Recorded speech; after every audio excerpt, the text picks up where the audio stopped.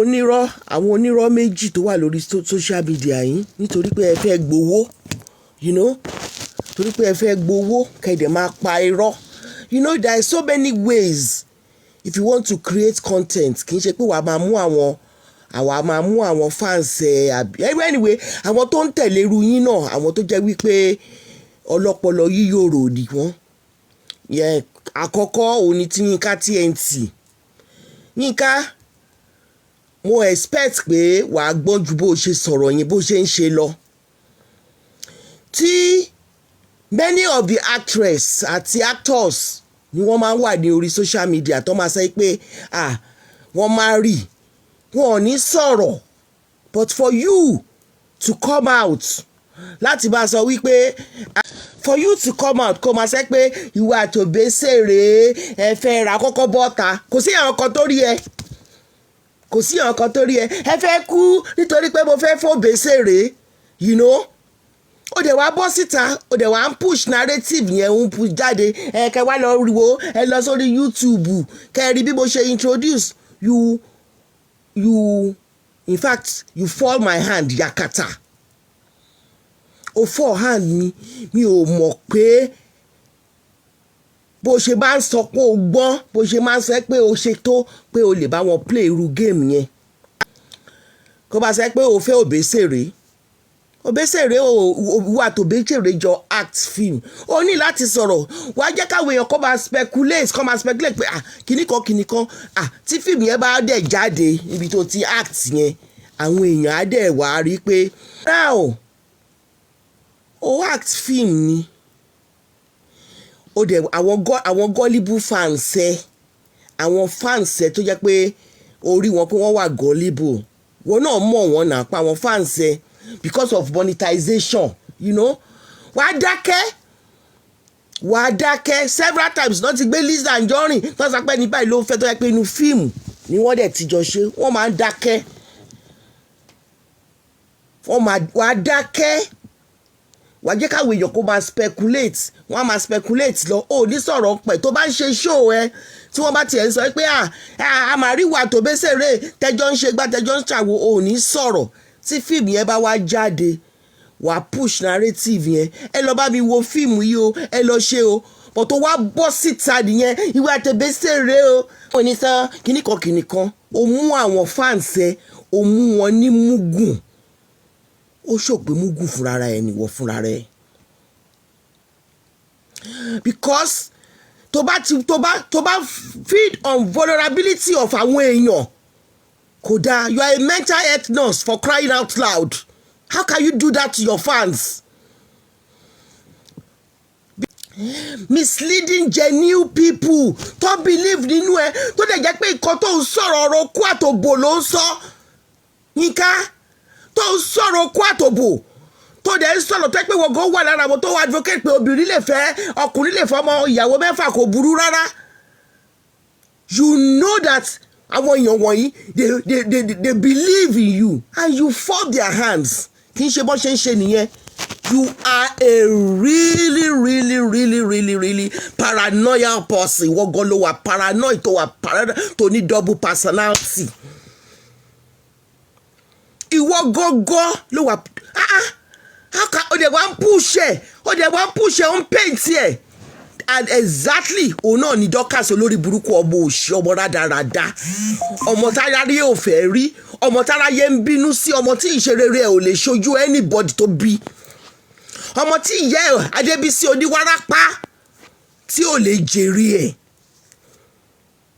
òun náà ni ẹ̀yin méjèèjì ẹ wá sọ̀rọ̀ ayé di ajá ẹ sọ̀rọ̀ ayé di olórí burúkú kan kalẹ̀ sí orí ìkànnì yìí ìwọ tó tiẹ̀ wá jẹ́ mental health nurse tó jẹ́ professional wá mú orí àwọn vulnerable people tó wà under àwọn tó jẹ́ pé à ń bẹ Ọlọ́run fún tí wọ́n ń look up to you you twisting their brain you are manipulating them all because you want them to go and watch your nonsensical YouTube drama that you are doing there.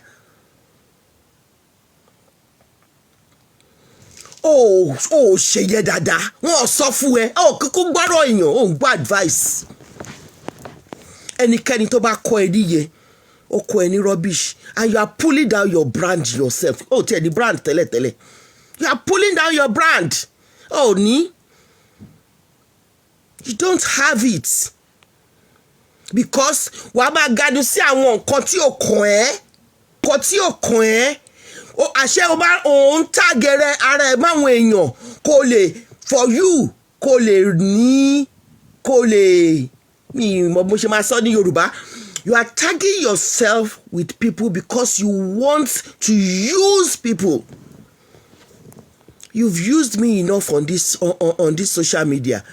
Not until you tí Lizzy Anjorin tó face ẹ ni mo tó mọ irú èèyàn tó jẹ́, that you are a user, and so you are using your fans again. But it's not nice. It's not nice. You don't have the spirit of can you believe it? You don't have the likability factor. And you think pé wọ́n nìkan ló gbọ́n ní gbogbo ayé. Eléyìí tó ṣe yìí ó wà despicable. Tó bá yẹ pé èèyàn kan ló ṣe, wàá ti gbé ẹnu ẹ yẹn, wàá ti wá gàdú sọ, wàá ti ṣẹ́rí, wàá ti bá fẹ́ fún on social media. You are a disgrace to nursing profession. For you to push that narrative tí ó dẹ̀ jẹ́ pé ó hacked ni. There's not something, there's nothing in becoming a second wife or a fourth or fifth or sixth. Kò sí nǹkan kan tó bá wá. Ṣé ilẹ̀ ṣẹ̀ṣẹ̀ wá ń sọ ń sìn? Obesere o, òun fún obesere o, kẹ lọ gbárí mọ́lẹ̀ o, kìnìkan o, ẹ lọ wò lórí YouTube o, bó ń ṣe fún obesere o, tó ń ṣe introduce ẹ̀ sí family o, tó ń ṣe gbogbo ìwú ẹ ságbo. Obesere ò lè fẹ́rù ẹ. Wọ́n fọ́ ni. Obesere you are not wọ spec obesere. Àwọn amọ̀rọ̀ àwọn tó obesere ń fẹ́. Wọ spec ẹ̀ rárá. Ṣọmọ. Ó kàn bọ́ sórí kinní. So àwọn narrative tó máa ń push. Àṣẹ irọ́ ni. Irọ́ ló bá dé. Ṣe bẹ́ẹ̀ f'Olú ọmọ ńgbà tó ń sọ tó tẹ̀ jẹ́ pé speculation wá tí ìyá ẹ olórí burúkú Dublin, ìyá ẹ tó ń sunkún lọ bá olórí burúkú Dublin aṣabikiri tó sọ fún ẹ pé MC Olú ọmọ bu ẹ tó describe òbu ẹ. Ṣe push narrative yẹn gbà yẹn.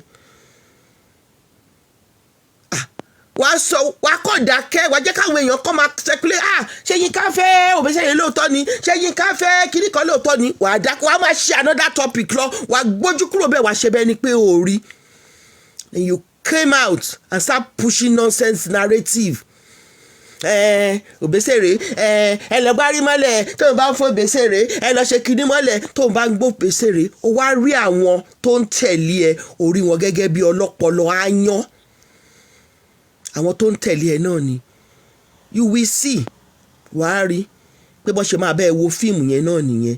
Torí ẹ̀ ló ṣe ń bú Lizzy Anjorin tó ń bú mi ní gbogbo ìgbà, tó ń ṣe update igi àràbà tó máa wó. Igi àràbà tèmi ò lè wó. Ẹnikẹ́ni tó bá sọ pé kí igi àràbà mi wó, igi àràbà ẹ̀ ló máa wó. Ìyẹn ti tiẹ̀ kó gba ti tiẹ̀ bẹ́ẹ̀. Ṣé orí wọ ọmọ burúkú òkété aṣabikiri kejì, aṣabikiri orí social media, wàá gbọ́ nǹkan tí wọ́n sọ. Ìwọ fúnra rẹ ló máa tú àṣírí ara ẹ. O gbé bèbí aláwo kan jáde lẹ́nu some few hours ago. Tàdé ọmọ adé sórí gbogbo nǹkan máa ń wù ẹ́. Ó dá kéèyàn kí nǹkan gidi wúyàn. Ṣùgbọ́n tó bá ti ṣe, tó bá wá ṣe débi tó lápẹẹrẹ, tó ṣe débi tó jẹ́ wípé ó lápẹẹrẹ, ìyẹn náà ń pè ní pé èèyàn wà vindictive. Nítorí pé Àbíkẹ́ Jagaban ó joyè, ó mú gbogbo oyè. Ìyẹn Dorcas olórí burúkú òṣìyíká, ọmọ òfò, ọmọ àdánù, ọmọ tó jẹ́ pé àwọn tó bí wárápá náà fi ń ṣayọ̀, wárápá náà fi ń ṣe náà fi ń ṣègbéraga, wárápá dìran. Ìwọ fúnra rẹ̀ gan wárápá ń gbé ẹ, òun kú wárápá. abatẹnijẹ́ arógòbògò jẹ́ gbogbo yín gbogbo tí gbogbo arógòbògò jẹ́ tí Bible sọ ń pa ẹ́ máa sọ fún ẹ lónìí ìwọ àbáláàrú ẹ kẹ́ńjẹ́ kọ́kọ́ sọ nǹkan tó gbé nǹkan tó sọ jáde dán ó ní ìwọ o àgbàyà yẹn tó lọ́kọ mẹ́ta fún tó bímọ mẹ́ta fọkùnrin mẹ́ta ọkùnrin kan nìwọ bímọ fún tiẹ̀ ẹ máa gbọ́ nǹkan tí wèrè ẹ̀ sọ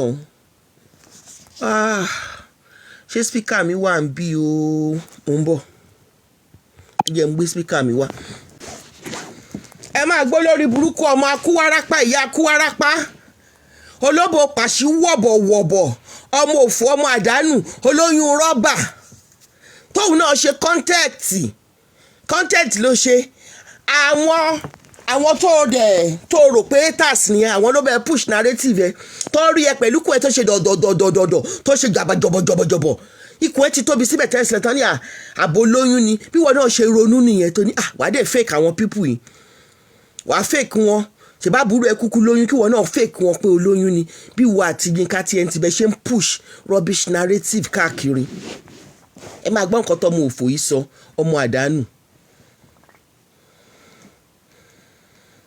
Show matter. Does that matter? Like you to ask yourself, does it matter? The main thing is that there is a baby. Ebe mo baba baby ten wa káàkiri. Kí mo sọ ṣé baba baby ṣé ọkọ tí yín sọnù nínú yín ni? Lóṣì, show matter. Does that matter? Like you to ask yourself, does it matter? The main thing is that o ò ní bébì kankan oyún rọ́bà ló gbé síkùn kò sí bébì kankan a ṣe analysis gbogbo ikùn ẹ oríṣiríṣi ikùn ẹ ibi tí wọ́n ti ń ṣe ultrasound fún ẹ tí wọ́n gbé ultrasound sẹ́gbẹ̀ẹ́ afẹ́rí oní CS ló fi bímọ January olórí burúkú ẹ ọmọ amiku mẹ́kọ olùṣẹ́ lẹ́nu gbà sí ẹ ẹni ọmọ tó ń bù yẹ ọmọ tó ń nà yẹ ọmọ tó ń gé ìyá ẹ jẹ ọmọ tó gé oko bàbá ìyá ẹ oko ọkọ ìyá ẹ tó jà jẹ tó fẹ́ dóko Adéyínká ló ṣe ń pè rẹ̀ ní Mrs Adéyínká gbogbo nǹkan tó bá ń ṣe láyé yìí Dorcas orí burúkú ni báwo ló ṣe máa jẹ́ Mrs Adéyínká tiẹ̀ ta pàwù bí àgbàdo olórí burúkú ọmọ tí ń pọmọ reléèwẹ̀ worú nǹkan tó kó sọmọ olórí tó kó sọmọ yẹn lọ́rùn ọmọ tí ò tí ì pọmọ oṣù kan tó gbágbádá ńlá tó gbé sọ́rùn tó kó lẹ̀kẹ̀ sí lọ́wọ́ àjẹpáyé ẹ̀ bàjẹ́ Dorcas ọmọ olórí burúkú ni ẹ ò lè ṣoríire aṣàbíkiri ti gégùn fún ẹ pé ò lè ṣoríire pé tó o bá fẹ́ bu báyìí o máa bọ́ dànù lọ́wọ́ ẹni ìyá ti wọ́ o àti gbogbo àwọn tó ń ṣe ẹ́ lóore o àdàbí tèmi Adébíyí pé tí bá fẹ́ gbaṣẹ́ lẹ́nu ẹ nìkan ló kù tí mo bá fẹ́ gbàjẹ́ lẹ́nu ẹ ṣùgbọ́n tí mi ò bá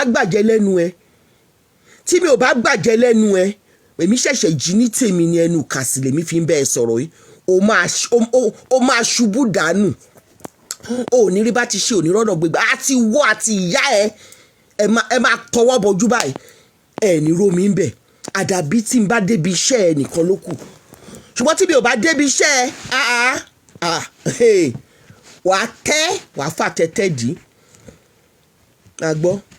That there is a baby. Níbo ni bébì náà wà? Níbo ni bébì ẹ wà? O ní bébì kankan. O ní bébì kankan. Àtẹlẹ ìyá àgbà òṣì àgbà dáadáa àgbà aláìní. Ìyá ẹ làgbà òṣì ọmọ kékeré ẹ̀ṣẹ́ bí ó ń ṣẹgbẹ́ ìyá ẹ fi mí díwọ̀n ní fámìlì ẹ ìyá ẹ lọmọ kékeré ẹ̀ṣẹ́ òun ni wọ́n gbódó sí láyà tí wọ́n lù gbàùgbàùgbàù òun ni ire ní ayé ẹ̀ òun ni ò lè ṣe rere òun ló mú ẹ wá sí United Kingdom at the age of bóyá 10 bóyá 11 ni tí ayé ẹ polúkúrú muṣu tọmọ yàyàkuyà mọ́ lọ́wọ́ àwa mọ́mọ́ wá sí United Kingdom ó ṣoríire abímọ sílùú yìí ọmọ wa ṣoríire àwa wá sílùú yìí àkùsọ́kùnrin tó bá ń kúrò lọ àkùsọ́kùnrin tó mú wa wá sílùú yìí àṣoríire ìyá ẹ Adébísí tó kú wárápá táṣàbíkiri tó ní ìyẹn Tòkunbọ̀ Abọ́dẹrìn tó ní wọ́n táàgì ẹ̀ pé lọ jalè ní Tesco tó ní kó má wọ ọbẹ̀ mọ́ tó bá nẹ̀ for life ìyá ẹ̀ ló lórí burúkú ìyá ẹ̀ ló lòṣì ìyá ẹ̀ ní àgbàyà ìyá ẹ̀ Adébísí òun ló bímọ mẹ́ta fún ọkùnrin mẹ́ta bẹ́ẹ̀ mi náà ṣe bímọ mẹ́ta fún ọkùnrin mẹ́ta ìyá ẹ kò ní dáa fún ìyá aláìyá ẹ Dorcas ó máa ṣábí kiri ó máa ṣábí jẹun ò ní jèrè nílé ayé ẹ ìyá ẹ ló ń bá wí sórí ṣó tí n bá ṣe ṣó ẹyọ kan yìí tí màá ṣe fún ẹ yìí ó máa gbáskì á dẹ̀ go viral lórí burúkú ọmọ òfò ọmọ rádaràda ọmọ tí ò ní láárí ọmọ tó mú wá sílùú òyìnbó pé kó wá ṣoríire tó ṣorí burúkú ọmọ tó jẹ́ wípé ó ń tọrọ jẹ ní donation ni ọmọ tó jẹ́ wípé ọmọ àlè gidi ni ọmọ lèrè ni ọmọ lèrè ni bàbá ẹ kú ìyá ẹ gangan pàápàá ẹ̀gbọ́n ẹ wọ́n pa sí testing ground ni according to Tòkunbọ̀ Abọ́dẹrìn ayé ẹ bàjẹ́ ayé ẹ polúkúrú muṣu gbogbo ẹnikẹ́ni tó bá wọnú ilé ayé ẹ tílé ayé ò bá rí rádaràda ò ní fi sílẹ̀ násẹ́fù àdìsá ó sá fún ẹ tèfètèfè ni ó kọ́mọ sí ẹ lọ́wọ́ olórí burúkú ọmọ játijàti ṣé wọ́n tó dé abẹ́wùdù ó tó dé SC2 tó ń gbé ń bẹ̀ yẹn àbáyé ẹ bàjẹ́ ọmọ òfò ọmọ rádaràda. ìyẹn tó lọ ń dọ́kọ rẹ̀ wọ́n níyẹn náà ń béèrè pé ta ni bàbá bíbí aláìníròónú ara Galatia. olórí burúkú ni ẹ wàá mú ọ̀rẹ́ tó ń do ọkọ ẹ̀ wá irọ́ ti bàtà yí ẹ jẹ ọkọ ọ̀rẹ́ ẹ wo lodo aláìníròónú ara Galatia nìyá ẹ àti gbogbo àwọn aláfẹ̀yìntì ẹ àwọn aláfẹ̀yìntì ẹ tó ń sponsor ẹ tí wọ́n fún ẹ lówó wọn ò ní rí bá ti ṣe wọn ò ní rọ́dọ̀ gbégbá ó lè ní gbogbo yín bẹ́ẹ̀ ṣe jówó àbáṣà tó jẹ́ pé owó àbáṣà ni wọ́n fi ń ṣe ẹ́ láàánú báyé yín ṣe máa rí báṣà nìyẹn gbogbo ẹ̀yin tó jẹ́ wípé owó tó jí ní Nàìjíríà náà fi ń ba kúròlù yín àti wọ́ àtàwọn alátìlẹ́yìn òfò lẹ máa ṣe ẹ̀ ní gbádùn ẹ̀ ní jèrè ẹ̀ ní láyọ̀ gbóhùn sókè. Gbàjátijàti àgbàrédèrèdè. ìyá ẹ àti àwọn tó ń sponsor ẹ ní àgbàrédèrèdè irú jẹ́ẹ̀kì tó ń sponsor ẹ jẹ́ẹ̀kì tó ń gbé ẹ mọ́ra ní Nàìjíríà tó ń bẹ ẹ rìn síwájú tó ń gbé ẹ lọ sílé olóògùn òun ni rádaràda òun ni òní rí bá ti ṣe òun ni òní rọ́nà gbégbà ilé ayé ẹ máa porúkúrú muṣu àwọn ọmọ ẹ bó ṣe rí rádaràda yẹn làwọn ọmọ ẹ ṣe máa rí òní jẹun tó bá jẹun báyìí igi ló jẹ tó bá mu omi báyìí ibi ló mu ibi ló máa jẹ kiri ilé ayé ẹ ó máa dàbí àdátán ò ní rí bá ti ṣe òní rọ́nà gbégbà Dorcas ayé ẹ máa bàjẹ́ rádaràda ló máa jẹ́ títí ẹ. burúkú wọ́n ní wọn náà béèrè ta ni bàbá bébì. bẹ́ẹ̀ ni mo béèrè lọ́wọ́ ẹ pé ta ni bàbá bébì wọ fúnra rẹ wàá gbọ́ ánsà tó fún ara ẹ mo béèrè lọ́wọ́ ẹ pé ta ni bàbá bébì torí pé o lóyún látàárọ̀ dalẹ́ èmi Adébíyìnpé Aláṣàdúrà mò ń sọ fún ẹ wípé tó bá gbin nkíhun tó bá jábọ́ ní backside ẹ ìgbẹ́ ni tó bá jábọ́ níwájú ẹ ẹ̀jẹ̀ kọlọ̀bọ ni ọmọ ò lè jáde látara ẹ mọ́ Dorcas Adéyínká àdàbí tí n bá pa iṣẹ́ ẹ lẹ́kún tí n bá lọ síbi iṣẹ́ ẹ tí mo bà iṣẹ́ ẹ jẹ́ ṣùgbọ́n tó bá wá bà iṣẹ́ mi jẹ́ for no just cause tó jókòó tó ní o máa bà iṣẹ́ mi jẹ́ tó dẹ̀ lọ sí NMC tó fẹjọ́ mi sùn ló máa àdàbí tí n bá ṣe irú ẹ̀ fún ẹ tó bá jẹ́ pé gbogbo nǹkan tó ń ṣe tó jẹ́ pé ó fún ẹ ní oúnjẹ mo takò rí ṣùgbọ́n tí mi ò bá takò wàá ṣa ibi jẹ kọ́dún yìí tó parí wàá kẹ́kẹ́ tó korò wàá sunkún kíkorò kọ́dún yìí tó parí Dorcas Adéyínká wàá sun ẹkún tó korò àdàbí tí mo bá lọ síbi iṣẹ́ tí mo fẹjọ́ ẹ̀sùn rí tàbí níbi bísínẹ́sì ẹ tí mo déwájú bísínẹ́sì ẹ tí mo ní kọ́ má ba ẹ rajà àdàbí tí mi ò bá ti ná owó mi fún ẹ tó jẹ́ pé mo fi rajà lọ́wọ́ ẹ tí mo tún wá polówó ẹ nìkan ló kù ṣùgbọ́n tó bá jẹ́ pé ó kàn máa wá attack me randomly tí mo bá dẹ̀ feel pé ó yẹ kí n dá ẹ lóhùn at any point in time tí mo dá ẹ lóhùn eléyìí tó tún wá ṣe yìí ó wá gbé sàárẹ̀ kọjá mọ́ṣáláṣí ó wá lọ sí NMC ó fẹjọ́ mi sùn ó parọ́ ńlá ń bẹ̀ ṣùgbọ́n mo dúpẹ́ pé Ọlọ́run vindicate me but the fact pé Ọlọ́run vindicate mi ò ní pé kí n wá sọ̀rọ̀ máa fi hàn yín ohun tí ọmọ burúkú yìí ṣe ìwọ ní ẹni bí èṣù láàlú èṣù tí ń gbélé oríta ló máa gbé. Wọ́n á máa tọ́ ìpolí ẹ lórí ni, wọ́n á máa tọ́ àdìlé ẹ lórí ni. Ó ti fún èṣù àti ògún ní ohun tí wọn kì í jẹ. Ṣó ti yé ẹ bẹ́ẹ̀ yẹn? Torí náà ni pé òun láti rí ṣonṣo, òun láti gba ṣonṣo. Ọ̀rọ̀ tiẹ̀. Kọ́dún yìí tó parí wàá tọwọ́ bomi ojú báyìí ò ní rómi ń bẹ̀. Wàá tọwọ́ bojú ò ní rómi ń bẹ̀. Dorcas ọmọdé yinka tó ń pèrè ẹ̀ lọ́mọdé yinka tó kì í ṣadé yinka, tó kì í ṣadé yinka, tó ń pe ara ẹ̀ ní aya Adéyinka, tó kì í ṣadé yinka. Oyè méjèèjì rádaràdá tó ló jẹ ní Nàìjíríà Mrs Adéyinka ló pe rẹ̀ ń bẹ̀. Ṣó ti yé ẹ? Wàá tẹ́, wàá tí, wàá gbé ṣùkù pọ̀yìn, wàá tẹ́, wàá tí, wàá gbé ṣùkù pọ̀yìn. Ò ní ṣerú ẹ̀ mọ́ láyé ẹ. Ó ló yẹ ká máa bi léèrè yẹn. Hello, ìwọ ló yẹ ká bi ní question yẹn pé ta ni bàbá bébì. Ìwọ tó jẹ́ pé mẹ́ta ló wà lọ́wọ́ ẹ̀, àwọn mẹ́tẹ̀ẹ̀ta different. Èmi ò bímọ fọkùnrin méjì. Ṣé gbọ́ ohun tó sọ? Òun ò bímọ fún ọkùnrin méjì. Òótọ́ ló sọ. Ọmọ ẹyọ kan ṣoṣo tó bí láyé ẹ̀ Oyinkanṣọ́lá násẹ́fù ló bí fún. Ó bímọ fọkùnrin méjì. Yes, oyún rọ́bà ló gbé síkùn. Nínú ọ̀rọ̀ tó bá sọ ibẹ̀ láti máa mú ẹ. Ó bímọ fọkùnrin méjì. Násẹ́fù nìkan lọkùnrin tó bímọ fún. Oyinkanṣọ́lá nìkan ló bí. Eléyìí tó ló bí oyún rọ́bà ni. Kì í ṣe ọmọ tiẹ̀, ọmọ Margaret ni, ọmọ àbúrò ẹ̀ ni. Ó jágbá ni. Gbogbo nǹkan ló máa ń jágbá. Ó bímọ fọkùnrin méjì. Ó tó ní ẹyọ ọkùnrin kan ṣoṣo Oyinkanṣọ́lá yẹn náà ló jábọ́ lára ẹ̀. Àní ó bímọ fọkùnrin méjì, ọmọ ọkùnrin kan ló bímọ fún. Násẹ́fù yẹn nìkan náà ló bímọ fún. Násẹ́fù yẹn nìkan ló bímọ. Oyinkanṣọ́lá yẹn náà ló jábọ́ lára ẹ̀. Èmi ò lè jábọ́ ń bẹ̀ nítorí pé eléyìí tó bí tó sọ pé ó bí kì í ṣe ọmọ ẹ̀, kì í ṣe ọmọ oyún rọ́bà ló gbé síkù. Olórí burúkú aláìmoore ọmọ lásán ìkejì ajá rádaràda. Ẹ máa gbọ́. Ìwọ tó jẹ́ pé mẹ́ta ló wà lọ́wọ́ ẹ̀, àwọn mẹ́tẹ̀ẹ̀ta different. Èmi ò bímọ fọkùnrin.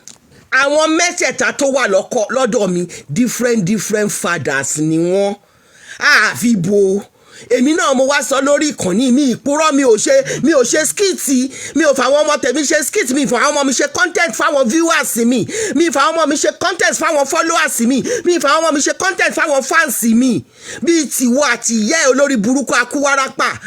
Ọkàn ọmọ kan ṣoṣo ló bí, ẹnìkan ló bímọ fún. Násẹ́fù yẹn náà dẹ̀ ni òun nìkan ló bí Oyinkanṣọ́lá fún. Ọmọ tó ló bí ọmọ rọ́bà ni, kì í ṣe ọmọ ẹ̀, ọmọ Margaret nígbà ọmọ fọlọ́mọ olórí burúkú ọmọ àlè játijàti. Different. Èmi ò bímọ fọkùnrin méjì, mi ò bímọ fọkùnrin mẹ́ta.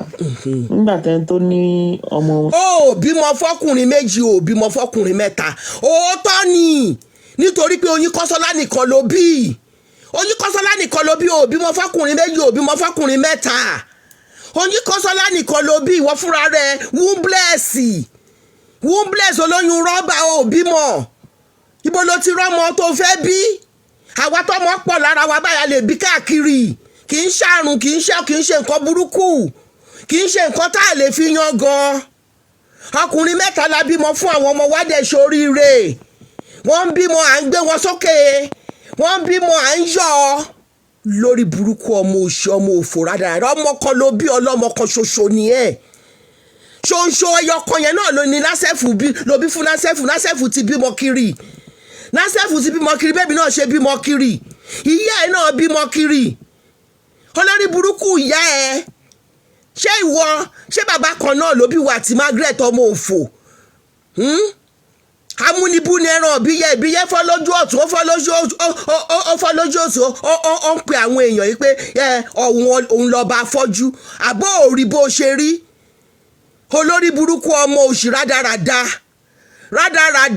bó ṣe fìbọn fọ́ orí ẹ̀gbọ́n ẹ̀ according to Tòkunbọ̀ Abọ́dẹrìn ní Stanley Grand, the same thing náà ni wọ́n máa ṣe fún wọ. Ni wọ́n máa ṣe fún wọ ọmọ òṣì rádaràda. Ni wọ́n máa ṣe fún wọ tó gbọ́n. Ni wọ́n máa ṣe fún wọ aṣàbíkiri kékeré. Olórí burúkú ọmọ àlè játijàti. Ìwọ fúnra rẹ̀ ló sọ̀nà. You will always say it. Ó bímọ fọkùnrin méjì, ó tọ́ ni. as of this moment tí mò ń sọ̀rọ̀ yìí Oyin Kọ́ṣọ́lá nìkan ló jábọ́ lára ẹ̀ tó o bá gbin báyìí ìgbẹ́ ló jábọ́ nídìí àtìtọ̀ àwọn òpùrọ̀ látijọ́ táwa ti dórí ìkànnì láti sọ pé ọkùnrin 3 làwa bímọ fún ẹni tá a dẹ̀ ń fẹ́ amúwá sórí ìkànnì yìí àwọn ò kì í ṣe bíi ti tiẹ̀ tó ń tọwọ́ bọ̀ láti airport ẹni tó rírí tó mọ̀ rí tó tọwọ́ bọ̀ nídìí láti airport tó fi orógbó ra ọkọ tó fún ẹgẹ èmi ò sí lára àwọn tó jẹ́ pé mi ò rókó okó ń sùn tì mí okó ń jí pẹ̀lú okó bá mi jí ní tèmi ìwọ ni gbogbo wọn yẹn jọ lójú tó lọ fẹ́ àlùfọ́ lójú tó lọ fẹ́ afọ́jú gbẹ̀rígbẹ̀ tí ò rí bá ti ṣe tó rọ́nà gbégbà tó fẹ́ títí tó fẹ́ ṣọlá lamẹ́ríkà tó fi ohun ẹ̀hàn tó fẹ̀dí sáráyé tí gbogbo aráyé rí ọyàn ẹ ọmọ burúkú tí gbogbo ọyàn ẹ wà lórí social media onírọ̀ ayé olè òrógùn ológun dẹ̀bì tí àyà tí wèrè ọmọ òṣì ọmọ rádaràda tádìgbésí ayé ẹ wù ilé ayé ẹ ò ta sánsán Dorcas olórí burúkú ni ẹ ọkùnrin 3 làwa bímọ fún ìwọ ẹyọ kan ṣoṣo ó dẹ̀ bẹ̀rẹ̀ sí ní purọ́ ọba ló bímọ fún lánàá ìjòyè ló bímọ fún lónìí násẹ́fù gan sọ wípé nasif NASWEF ó sọ wípé ẹni tó bá táàgì òun pọ̀ pẹ̀lú ọmọ pẹ̀lú bébí á ní oyún rọ́bà tó ní ó ní rádaràda ló máa ṣekú ọmọ kan ṣoṣo ló bí fọkùnrin kan ṣoṣo òótọ́ ló sọ lóyún rọ́bà ńgbà tí ọmọ tó bí òun ṣọmọ tiẹ̀ tó jẹ́ pé ọmọ àbúrò ẹ̀ tí wọ́n gbà lọ́wọ́ ẹ̀ ló ń gbẹ́jọ́ àwọn gan tó wá síbi ìkómú ẹ̀ wọ́n rí ẹ tán wọ́n ṣá ẹ̀ wọ́n mírí fún ẹ wọ́n ní ṣe nítorí content náà nítorí monetization náà nítorí pé o ò ní nǹkan kan o mọ̀ wípé tó bá wá push narrative pé o bímọ o mọ̀ wípé a drag ẹ wàá fi lè máa tún sọ wàá máa lè ṣe ṣòro eléyìí tó ń ṣe ohun tó kó sọmọ lọ́rùn wàá gbádá òṣì agbádá ọ̀fọ̀ tó gbé sọmọ lọ́rùn Margaret má jẹ́ kó forí ọmọ ẹ gbèpè odù gbóǹfọ́lọ́mọ gbọ́mọ fọ́lọ́mọ olórí burúkú ọmọ òṣì ọmọ òfò Dorcas ọmọ àgẹ́ ọmọ òfò ẹni ilẹ̀ ni ẹ tí wọn kì í tẹ́ni fún olórí burúkú pàṣíwọ̀bọ̀wọ̀bọ̀ lóbò promo ìwọ ló mú ìyàwó ilé alágbèrè ìwọ ló ṣàgbèrè jù ara àwọn tó dú ẹ online wọ́n ti wá kọ́mẹ̀ntì síbí wọ́n rí ẹwà wọ́ọ́dì ó lọ sí Nàìjíríà ó fẹ́ ìyàwó tuntun ó fẹ́ òrékè lẹ́wà tó fine tó pretty tó yáàsì jù ẹ lọ ó rí bó ṣe rí àyíká oníkélẹ́yìn ọmọ òfò kò sẹ́ni tí ò tí ì bù lórí ìkànnì yìí wọ́n ń bọ̀ bá gbé kinní wá fún ẹ ibi tí olórí burúkú tó wà ní Dublin aṣabikiri tó ti bẹ̀rẹ̀ tó ti gbé ẹ sí ní gbé ẹ ṣépè máa gbé wá fún ẹ kó wá gbọ́ olórí burúkú ọmọ ò bímọ fọkùnrin 2 bẹ́ẹ̀ ni ẹyọ kan ṣoṣo tó bí Oyin Kọ́ṣọ́lá násẹ́fù ló bí fún násẹ́fù ló gbà lọ́wọ́ ẹ̀ in fact a máa ṣe DNA ẹ̀ ṣó mọ̀ pé olórí burúkú brasọ́jí ẹ àti olórí burúkú àṣàmẹ́gun Anamáyọ̀wá ṣé o mọ̀ pé wọ́n ti bẹ́ẹ̀ ṣe DNA tó sọ pé kì í ṣe násẹ́fù gan ló lọ́mọ násẹ́fù kan gbà lọ́wọ́ ẹ̀ ní òrántí ni òrántí ó ti gbàgbé àwọn ṣó ní 2017 2018 tí wọ́n ṣe fún ẹ tí Sọjí ṣe fún ẹ tó níwọ̀ kọ́ ló lọ́mọ tó jẹ́ pé ìyàwó Sọjí òun ló mú Sọjí dání on the internet lọ́jọ́ yẹn lọ́hùn tó ń ka DNA ọmọ ẹ Oyin Kọ́ṣọ́lá pé kì í ṣe násẹ́fù ló bí olóbò rádaràda fẹ̀dí ẹ̀ sáráyé kánsà wà nínú òbú ẹ̀ oní cervical cancer olórí burúkú ọmọ òṣì ọmọ òfò ọmọ àdánù ó bímọ fọkùnrin 2 òótọ́ ni Oyin Kọ́ṣọ́lá nìkan ló bí ó bímọ lẹ́nu ọjọ́ 3 ìtòní ò bímọ tó bá bímọ ni ò ní gbèrú aṣọ burúkú yẹn sọmọ yẹn lọ́rùn nínú sọ́mà tó wá kó lẹ̀kẹ̀ tí lẹ̀kẹ̀ fún ọmọ ọlọ́mọ Margaret ayé ẹ̀ máa bàjẹ́ ayé ẹ̀ máa polúkúrú muṣù wọ́n máa ń fọmọ ẹ ṣe kọ́ńtẹ́ǹtì ẹ̀ fọmọ yín pawó olè níyìn olè asiri àti Margaret àti Dorcas àti ìyá àwọn Adébísí oníwárápá ẹ máa ṣẹ̀sìn lórí íńtánẹ́ẹ̀tì kò ní dáa fún ẹ ò ní rí bá ti ṣe ò ní rọ́nà gbégbà yẹn wá fi Bíbélì tẹ́ǹdì fún ẹ torí òní lọ́jọ́ Sunday kò ní dáa fún ẹ ayẹnigẹ̀rẹ̀ òṣì ìwọ tó máa ń yẹ̀yàn tó tó ń yẹ èèyàn láyé èèyàn, ayẹnigẹ̀rẹ̀ ni ẹ̀, ayẹnigẹ̀rẹ̀ ni ẹ̀. Ìwọ máa ń yẹ obìnrin nídìílé ọkọ ni, ìyá ẹ̀ yẹ obìnrin nídìílé ọkọ ni. Tí bàbá Pupa fi lè mú wá síbí, ìwọ ń sọ̀rọ̀ àwọn ìyàwó alágbèrè. Ìyá ẹ̀ Adébísí ló yẹ kó kọ́kọ́ fi ṣe example, ó fi mí díwọ̀n ni. Tí ìyá ẹ̀ Adébísí bá ṣe oríire tí mo ṣe, tó bá pín oríire tí mo ṣe sọ́nà mẹ́wàá, tí ìyá ẹ̀ Adébísí bá kódà kan, ayé ẹ̀ á dáa ju bó ṣe wà lọ. Ò ní máa purọ́ jẹun ní orí social media, olóbò játijàti. Láti bí ọ̀sẹ̀ méjì sí ọ̀sẹ̀ mẹ́ta ni awuyewuye ti ń lọ nípa àǹtí Yínká tí àǹtí pẹ̀lú obesere ọmọ arápálá lórí ayélujára. Àǹtí Yínká ní òun àti obesere wọ́n ṣe ìgbéyàwó ìkọ̀kọ̀. Ó ní ìyálé òun mọ̀ sí o. Ó ní kódà obesere wọ́n ti ń fẹ́ra wọn ọjọ́ ti pẹ́. Ọ̀rọ̀ yìí wá fa rògbòdìyàn lórí ayélujára. Wọ́n ní irọ́ ni àǹtí Yínká pa, ipò obesere ò lè fẹ́ àǹtí Yínká láéláé. Wọ́n ní wọ́n mọ ọmọ rápálá. Eléyìí tó wá burú bẹ̀ gan ni àǹtí Yínká wá ní tí wọ́n bá fẹ́ wo ìgbéyàwó ìkọ̀kọ̀ tí òun ṣe pẹ̀lú obesere, ó ní kán lọ sórí YouTube òun, ó ní wọ́n máa rí ìgbéyàwó náà. Òun ló wá jẹ́ kí mọ̀mí Adébímpé sọ̀rọ̀ wípé ó fi ń mèkì owó ni, wípé obesere ò lè fẹ́ àǹtí Yínká. Ẹ̀yin tèmi nípa ti Dorcas Adéyínká, níbi oṣù mélòó kan ni a rí tí ó bí ọmọ tuntun lórí ayélujára. Bó tilẹ̀ jẹ́ pé ọ̀pọ̀lọpọ̀ ní irọ́ ló ń pa, oyún rọ́bà ló ní, oyún ike ló ní. Ó ní Dorcas ò lóyún. Ẹ̀yin tèmi mà gbẹnu tán.